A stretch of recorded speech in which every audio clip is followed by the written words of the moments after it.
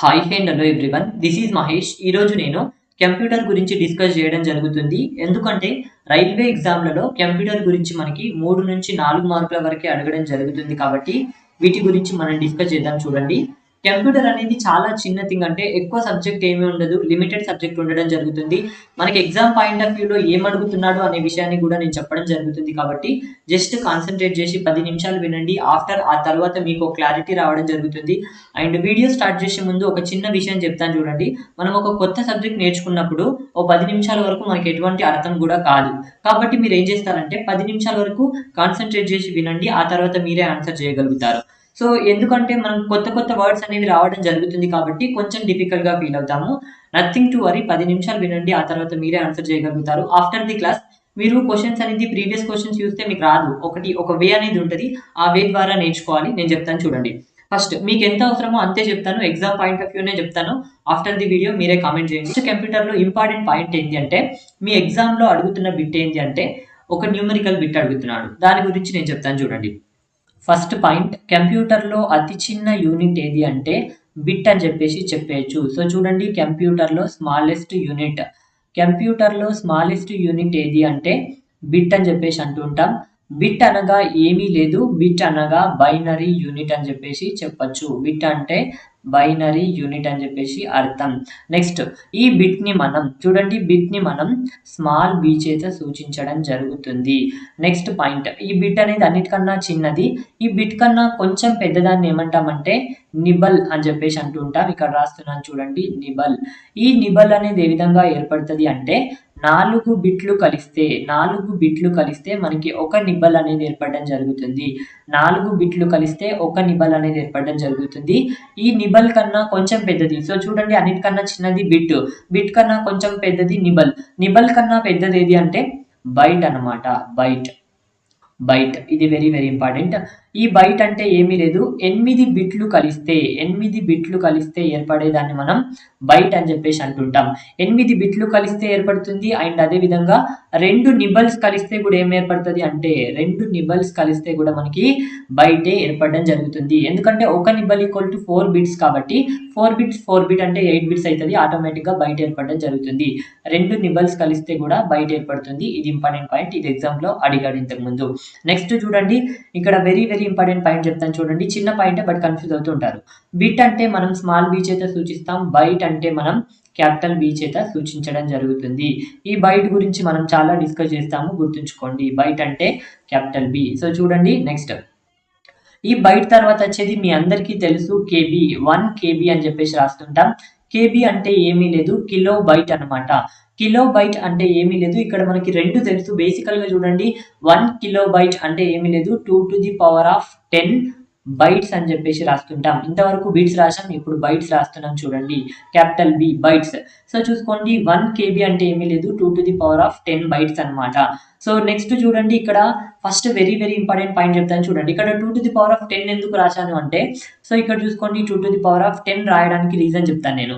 So ఈ binary కోడ్లో 2 units ఉండడం జరుగుతుంది అనమాట. ఒకటి వచ్చేసరికి హై వాల్యూ ఉంటుంది, రెండోది వచ్చేసరికి లో వాల్యూ ఉంటుంది. 2 ఉంటాయి కాబట్టి 2గా తీసుకోవడం జరిగింది. ఇక్కడ 10 అనేది ఏంటి అంటే, ఇక్కడ చూసుకోండి, బేసికల్గా 2 to the power of n రూపంలో చూసుకోవడం జరుగుతుంది. ఈ n అనేది ఏంటంటే బైట్ల యొక్క సంఖ్యను మనం n గా రాయడం జరుగుతుంది. నంబర్ ఆఫ్ బైట్స్ ని మనం n గా రాయడం జరుగుతుంది. పవర్ లో ఉంటుంది, ఓకేనా. నెక్స్ట్ చూడండి, దీన్ని ఇంకో విధంగా కూడా రాయొచ్చు. కావాలంటే చూసుకోండి, బైట్ అంటే 8 కాబట్టి ఇక్కడ చూసుకోండి, so 2 to the power of 10 into 8 చేయండి, మనకి ఎంత రావడం జరుగుతుంది అంటే 1024 రావడం జరుగుతుంది. సో 1 KB ఈక్వల్ టు మనం ఇంకొక విధంగా కూడా చెప్పడం జరుగుతుంది. మీ అందరికీ తెలుసు, ఫోన్స్ ఉన్నాయి కాబట్టి 1024B ఈక్వల్ టు మనం 1 KBగా రాయడం జరుగుతుంది. 1 KBగా మనం రాయడం జరుగుతుంది. నెక్స్ట్ పాయింట్ చూడండి, కేబీ తర్వాత ఎంబీ రావడం జరుగుతుంది. ఎంబీ 1 MB ఈక్వల్ టు ఏంటి అంటే 2 to the power of 20 bytes గా చెప్పచ్చు. సో చూడండి, మళ్ళీ బయట రాయడం జరిగింది. ఇక్కడ నుంచి రాసేదానికి 10 పెరుగుతుంటది, అంతకు మించి ఏమీ లేదు. సో ఇక్కడ చూడండి, నేను చూపిస్తాను. 1 MB ఈక్వల్ టు నేను ఏం రాశాను, 2 to the power of 20 బైట్స్గా రాయడం జరిగింది. సో ఇప్పుడు చూసుకోండి 2 to the power of 20 ఉంది కదా, దీన్ని ఏం రాస్తానంటే 2 to the power of 10 into 2 to the power of 10, ఆ తర్వాత బీకి బి రాస్తున్నాను చూడండి. ఈ 2 to the power of 10 అంటే మనకి తెలుసు 1024 అని చెప్పేసి 1024 అని చెప్పేసి రాస్తున్నాను చూడండి. ఆ తర్వాత చూడండి ఇక్కడ ఎంత ఉంది 2 to the power of 10b ఉంది. ఈ 2 to the power of 10b అంటే తెలుసు మనకి కేబీ, కాబట్టి ఇక్కడ కేబీ రాస్తున్నాను చూడండి. సో ఇప్పుడు 1 MB ఈక్వల్ ఎంత రావడం జరిగింది అంటే చూసుకోండి 1 MB ఈక్వల్ టు 1024 KB రావడం జరుగుతుంది. ఇది మొబైల్ ఉన్న ప్రతి ఒక్కరికి తెలుసు. ఎందుకోసం అంటే MB కేబీలు అనేవి మీకు ఐడియా ఉండే ఉంటుంది. 1024 KB. So 1024 KB equal to MB రావడం జరుగుతుంది. సో చూడండి బైట్ నుంచి కిలోబైట్ రావడం జరుగుతుంది, ఆ తర్వాత కిలోబైట్ నుంచి మెగాబైట్ రావడం జరుగుతుంది 1024. ఆ తర్వాత నెక్స్ట్ చూడండి MB తర్వాత వచ్చేది ఏంటి అంటే మనకి గిగాబైట్ GB అని చెప్పేసి చెప్తుంటాం. 1.5 GB డైలీ వస్తుంది కదా అందరికి, 1.5 GB అనమాట. దీన్ని గిగాబైట్ అని చెప్పేసి అంటుంటాం. ఇది 2 to the power of 30b అని చెప్పేసి చెప్పుకోవచ్చు. సో దీన్ని కూడా సాల్వ్ చేస్తాను చూడండి. 2 to the power of 30 equal to మనకి తెలుసు 2 to the power of 30b equal to GB అని చెప్పేసి తెలుసు కదా. సో ఇప్పుడు GB ఈక్వల్ టు నేను ఏం రాస్తానంటే 2 to the power of 10 into 2 to the power of 20 బిగా రాయడం జరుగుతుంది. సో చూడండి ఈ 30ని ఈ విధంగా విడగొట్టాను. విడగొట్టిన తర్వాత 2 to the power of 10 అంటే తెలుసు మనకి 1024. ఏ విధంగా అంటే ఇక్కడ చూసుకోండి నేను చెప్పడం జరిగింది ఫస్ట్ లో. ఆ తర్వాత ఇక్కడ చూసుకోండి 2 to the power of 20b ఉంది. ఈ 2 to the power of 20b equal to 2 to the power of 20b equal to మనకు తెలుసు MB కాబట్టి. సో ఇప్పుడు చూసుకోండి MB అని చెప్పేసి రాస్తున్నాను. 2 to the power of 20b దగ్గర MB ఉంటుంది చూసుకోండి, MB రాస్తున్నాను కాబట్టి. సో 1 GB ఈక్వల్ టు ఎంత అంటే 1024 MB. సో చూసుకోండి 1024 MB ఈక్వల్ టు ఏం రావడం జరుగుతుంది అంటే GB రావడం జరుగుతుంది. చూడండి బైట్ నుంచి కిలోబైట్ వచ్చింది, ఆ తర్వాత చూడండి కిలోబైట్ నుంచి మెగాబైట్ వచ్చింది, మెగాబైట్ నుంచి గిగాబైట్ వచ్చింది. ఇది వెరీ వెరీ ఇంపార్టెంట్ అనమాట. ఈ వాల్యూ గుర్తుంచుకోండి 2 to the power of 10, 2 to the power of 20, 2 to the power of 30, మళ్ళీ 40, తర్వాత 50, అంతకు మించి ఏమీ లేదు. ఎక్కడి నుంచి స్టార్ట్ అవుతుంది అంటే కిలోబైట్ నుంచి. కిలోబైట్ అంటే 2 to the power of 10 అనమాట. ఎగ్జామ్ లో ఎటువంటి క్వశ్చన్ ఇచ్చినా కూడా సాల్వ్ చేయడానికి ఇది యూజ్ అవుతుంది. నెక్స్ట్ సో ఈ GB తర్వాత మనకు వచ్చేది ఏంటి అంటే అందరికీ తెలుసు టెరాబైట్ 1 TB అంటే ఏమీ లేదు 2 to the power of 40b అనమాట. సో చూసుకోండి ఇది మనం గుర్తుంచుకోవాల్సిన అవసరం లేదు, మనకి ఇది గుర్తుంచుకోవాల్సిన అవసరం లేదు. జస్ట్ దీన్ని గుర్తుంచుకోండి, ప్రతిదాన్ని మీరు సాల్వ్ చేయగలుగుతారు. 1 TB ఈక్వల్ ఏంటంటే 2 to the power of 40b. Exam లో మనకి క్వశ్చన్ కి ఆన్సర్ చేయాలంటే ఇది గుర్తుంచుకోవాలి మనం. 1 TB equal to 2 to the power of b అని చెప్పేసి గుర్తుంచుకున్నట్లయితే ఎటువంటి క్వశ్చన్ కైనా మీరు ఆన్సర్ చేయగలుగుతారు. ఇప్పుడు చూసుకోండి చెప్తాను 1 TB ఈక్వల్ టు ఎంత అంటే 2 to the power of 40. ఈ 2 to the power of 40ని నేను ఏం రాస్తానంటే 2 to the power of 10 into 2 to the power of 30గా రాస్తాను. ఈ 2 to the power of 10ని 2 to the power of 10 గానే ఉంచుతాను. ఈ 30bని నేను ఏ విధంగా మారుస్తాను అంటే, సో ఇప్పుడు చూసుకోండి 30b అంటే మీ అందరికీ తెలుసు GB అని చెప్పేసి, కాబట్టి GB రాస్తున్నాను. ఈ 2 to the power of 10 అంటే 1024 అని తెలుసు, 1024 GB అనమాట. సో ఇప్పుడు చూసుకోండి 1 TB ఈక్వల్ టు ఏం రావడం జరుగుతుందంటే 1024 GB వస్తుంది కాబట్టి. సో ఇప్పుడు చూసుకోండి 1024 GB equal to so 1 TB అనమాట. 1 TB ఇది మీకు తెలుసు బట్ అయినా చెప్తున్నాను, బట్ ఎగ్జామ్ పాయింట్ ఆఫ్ వ్యూలో ఇది యూజ్ అవ్వడం జరుగుతుంది. సో ఇక్కడ వరకే మనకు అడుగుతూ ఉంటాడు, బట్ తర్వాత ఏమొస్తాయి అని చెప్పేసి అడుగుతుంటాడు, వాటి వాల్యూస్ అడగడు. కాబట్టి తర్వాత కూడా నేను చిన్నగా చెప్పేస్తాను చూడండి. నెక్స్ట్ పెటాబైట్ అనమాట, PB పెటాబైట్. సో చూసుకోండి 2 to the power of 50. ఆ తర్వాత చూసుకోండి పెటాబైట్ తర్వాత ఎగ్జాబైట్ అనమాట. ఎగ్జాబైట్ అంటే తెలుసు మీకు 2 to the power of 60. ఎగ్జాబైట్ తర్వాత ఏమొస్తుంది అంటే ఎగ్జాబైట్ తర్వాత జిటాబైట్ రావడం జరుగుతుంది చూడండి, జిటాబైట్ రావడం జరుగుతుంది. దీని తర్వాత ఎట్టా రావడం జరుగుతుంది అనమాట. సో చూడండి వీటి నుంచి ఎట్లా క్వశ్చన్ అడుగుతాడు అంటే, వీటి నుంచి ఎగ్జాబైట్ తర్వాత వచ్చేది ఏంటి అంటే జిటాబైట్ అని చెప్పేసి తెలియాలి. ఎగ్జాబైట్ తర్వాత వచ్చేది ఏంటంటే జిటాబైట్ అనమాట. జిటాబైట్ తర్వాత వచ్చేది ఏంటంటే ఎట్టా అని చెప్పేసి తెలియాలి, బట్ వీటి గురించి మాత్రం వాల్యూస్ అడుగుతుంటాడు. సో ఈ పెటాబైట్ తర్వాత ఎగ్జాబైట్ తర్వాత జిటాబైట్ తర్వాత ఎట్టా, ఈ 4 అనేది సీక్వెన్స్ అడుగుతాడు. కాబట్టి వీటి గురించి కూడా మీరు గుర్తుంచుకోండి. ఎగ్జామ్ పాయింట్ ఆఫ్ వ్యూలో వచ్చిన క్వశ్చన్స్ కూడా నేను చూపిస్తాను, వీటిని మాత్రం గుర్తుంచుకోండి. ఫస్ట్ మీకు ఇక్కడ చూసుకోండి KB, ఆ తర్వాత MB, ఆ తర్వాత GB, ఆ తర్వాత TB. ఈ 4 అయితే ఎట్లాగో తెలుసు. So 2 to the power of 10, 2 to the power of 20, 2 to the power of 30, 2 to the power of 40. ఈ 4 గుర్తుంచుకోండి, అంతకు మించి ఇంకేం అవసరం లేదు. It is very easy. KB అంటే 2 to the power of 10, MB అంటే 2 to the power of 20, GB అంటే 2 to the power of 30, TB అంటే 2 to the power of 40. వీటిని గుర్తుంచుకున్నారంటే క్లియర్గా మీరు చేయగలుగుతారు క్వశ్చన్స్ని. అండ్ ఇంకోటి చూసుకోండి, ఇక్కడ ఫస్ట్ మాట్లాడుకున్నట్లయితే అతి చిన్న దాన్ని ఏమంటామంటే బిట్ అని చెప్పేసి అంటుంటాం. బిట్ని స్మాల్ బీ చేత సూచిస్తాం, బైట్ని మనం క్యాపిటల్ బీ చేత సూచించడం జరుగుతుంది. చూడండి ఎగ్జామ్ పాయింట్ ఆఫ్ వ్యూలో ఏ విధంగా అడుగుతాడు, మనం ఏ విధంగా కన్ఫ్యూజ్ అవుతాము అని చెప్పేసి చెప్తాను. చూడండి క్వశ్చన్ 1 టీబీ ఈక్వల్ టు ఎంత అని చెప్పేసి అడుగుతుంటాడు. ఈ క్వశ్చన్ అందరూ చేయగలుగుతారు. నెక్స్ట్ క్వశ్చన్ డిఫికల్ట్గా ఉంటుంది. ఆప్షన్స్ కూడా ఇస్తున్నాను చూడండి. ఆప్షన్ వచ్చేసరికి 1024 కేబీ, ఆ తర్వాత ఇక్కడ చూసుకోండి 1024 జీబీ, 1024 ఎంబీ, ఆ తర్వాత తీసుకోండి నన్.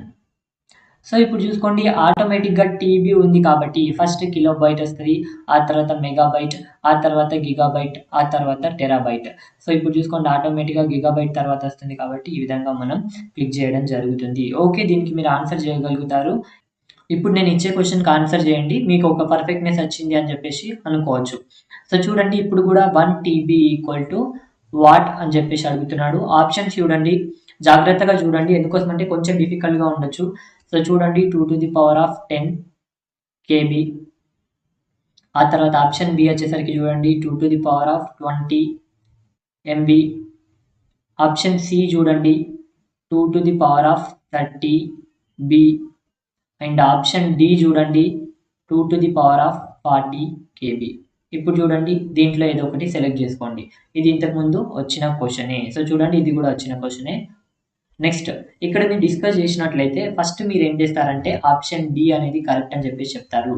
ఎందుకంటే 1 TB equal to 2 to the power of 40 B అని చెప్పేసి మనకి తెలుసు. ఇక్కడ చూసుకోండి బి లేదు, కేబీ ఉంది. అబ్జర్వ్ చేసినట్లయితే ఇది కాదు, మీరందరూ ఇదే క్లిక్ చేస్తారు. అందుకే చెప్తున్నాను, ఒకసారి ఆప్షన్ని జాగ్రత్తగా చూడండి. 2 to the power of 40 ఉంది, 2 to the power of 40 ఉంది, బట్ ఇక్కడ ఓన్లీ బీనే ఉంది. ఇక్కడ వచ్చేసరికి చూడండి కేబీ ఉంది. అందుకే చెప్పాను వీటిని జాగ్రత్తగా నేర్చుకోండి అని చెప్పేసి. ఫస్ట్ మీరు ఏం చేయాలంటే 1 కేబీ రాసుకోవాలి, ఆ తర్వాత కేబీ తర్వాత ఎంబీ రాసుకోవాలి, ఆ తర్వాత జీబీ రాసుకోవాలి, ఆ తర్వాత టీబీ రాసుకోవాలి. సో ఇప్పుడు చూసుకోండి చాలా క్లియర్గా 2 to the power of 10, 2 to the power of 20, ఆ తర్వాత 2 to the power of 30, 2 to the power of 40 B అనమాట. సో ఇక్కడ కూడా బి, ఇక్కడ కూడా బి, ఇక్కడ కూడా బి. సో ఇప్పుడు చెక్ చేయాలి. 2 to the power of 10 KB అన్నాడు కదా, 2 to the power of 10 రాద్దాం. ఇప్పుడు చూసుకోండి ఇక్కడ కేబీ అంటే ఏంది మన వాల్యూ, కేబీ అంటే 2 to the power of 10 కాబట్టి ఇక్కడ చూసుకోండి మళ్ళీ 2 to the power of 10 B. So ఇప్పుడు దీన్ని బిలోకి చేంజ్ చేస్తే దీని వాల్యూ ఎంత వచ్చిందంటే 2 to the power of 20 B వచ్చిందా. కాబట్టి మన answer 2 to the power of 40 B ఉండాలి, కాబట్టి ఇది కాదు అని చెప్పి చెప్పవచ్చు. ఇక్కడ ఇచ్చిన దాన్ని అన్నింటినీ కూడా బిలోకి చేంజ్ చేయాలి. ఇక్కడ బిలో మాత్రం ఉంది కానీ 30 ఉంది కాబట్టి ఇది కాదు. నెక్స్ట్ చూడండి 2 to the power of 20 MB ఉంది. 2 to the power of 20కి 2 to the power of 20గా రాస్తున్నాను. అండ్ ఆ తర్వాత చూసుకోండి ఎంబీకి బదులు మనం ఏం రాయొచ్చు అంటే ఎంబీని మనం బిగా రాస్తే 2 to the power of 20గా రాస్తాం కాబట్టి 2 to the power of 20 బిగా రాస్తున్నాను. ఇప్పుడు చూసుకోండి 2 to the power of 40 B వచ్చిందా, 2 to the power of 40 B వచ్చింది కాబట్టి ఇదే మన ఆన్సర్ అని చెప్పేసి చెప్పుకోవచ్చు. It is clear. సో దీని వాల్యూ ఎంత వస్తుంది అంటే మీరు రైట్ చేసిన ఆన్సర్ చూడండి 2 to the power of 40. KB అంటే మనకి తెలుసు ఎంత, 2 to the power of 10 కాబట్టి 2 to the power of 10 చేశారనుకోండి, ఇక్కడ 2 to the power of 50 రావడం జరుగుతుంది. ఇది పెటాబైట్కి వెళ్ళిపోతుంది. మీరు ఒకసారి అబ్జర్వ్ చేసి చూసుకోండి. ఇప్పటివరకు నేను చెప్పిన దాన్ని బట్టి మీకు అర్థమైంది కావచ్చు, మీరు ఎంతవరకు నేర్చుకున్నారో. అంటే ఈ విధంగా చేయాలన్నమాట. మనకి ఒక ప్రాబ్లం అనేది రావడం జరుగుతుంది. మెమొరీ యూనిట్ నుంచి మీకు ఖచ్చితంగా 1 మార్క్ అయితే రైల్వే ఎగ్జామ్లో అడుగుతున్నాడు. కావాలంటే మీరు ప్రీవియస్ బిట్స్ అనేది చూడండి. అండ్ ఇప్పటివరకు చాలా వీడియోస్ అయితే చూస్తుంటారు, బట్ మీకు 1 మార్క్ వస్తుంది అనే కాన్ఫిడెంట్ వచ్చిందో లేదో తెలీదు. ఆఫ్టర్ ది వీడియో మీకు క్లారిటీ వచ్చింది అని చెప్పేసి అనుకుంటున్నాను. వచ్చినట్లయితే ఖచ్చితంగా కామెంట్ రూపంలో తెలియజేయండి. అండ్ 3 to 4 మార్క్స్ అయితే మనకి రైల్వేలో కంప్యూటర్ నుంచి అడుగుతూ ఉంటాడు. ఒకవేళ మీకు కంప్యూటర్ గురించి ఒక 5 క్లాసెస్లో కంప్లీట్ చేయాలి అని చెప్పేసి అనుకుంటున్నాను. ఆ క్లాసెస్ అనేది ఎప్పుడు డిపెండ్ అవుతాయి అంటే ఈ వీడియో యొక్క రిజల్ట్ పైన డిపెండ్ అయి ఉండడం జరుగుతుంది. ఎక్కువ మంది చూసినట్లయితే, ప్రతి ఒక్కరికి షేర్ చేసినట్లయితే ఖచ్చితంగా కంప్యూటర్ గురించి మంచి మార్కులు సాధించడానికి నా వంతు ప్రయత్నంగా మీకు వీడియోస్ అయితే అందిస్తాను. ఆ వీడియో మీకు నచ్చితే ఖచ్చితంగా లైక్ చేయండి, షేర్ చేయండి, అండ్ అదేవిధంగా సబ్స్క్రైబ్ కూడా చేసుకోండి. Thank you so much for watching. Have a nice day.